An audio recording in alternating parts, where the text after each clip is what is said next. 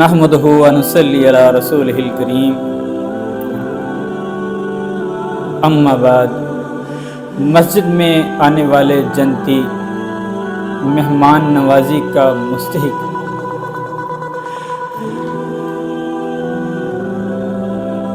حدیث میں آتا ہے،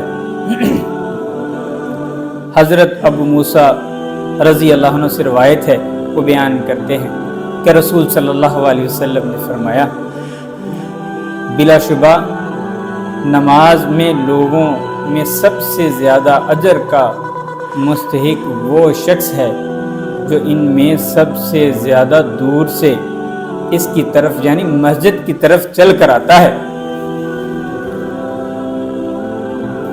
کہتے ہیں مسجد نبوی کے گرد چند مکان خالی ہوئے تو بنو سلمہ نے مسجد کے قریب رہائش منتقل کرنے کا ارادہ کیا۔ آپ صلی اللہ علیہ وسلم نے فرمایا، اے بنو سلمہ، اپنے موجودہ گھر میں ہی رہو، مسجد کی طرف آتے وقت تمہارے قدم لکھے جاتے ہیں۔ مسجد میں آنے کی فضیلت کو بیان کرتے ہوئے آپ صلی اللہ علیہ وسلم نے فرمایا کہ جو بندہ مسجد کی طرف آتا ہے تو اس کے ایک قدم کے بدلے اس کا گناہ مٹا دیا جاتا ہے اور دوسرے قدم کے بدلے اس کے درجات کو بلند کر دیا جاتا ہے۔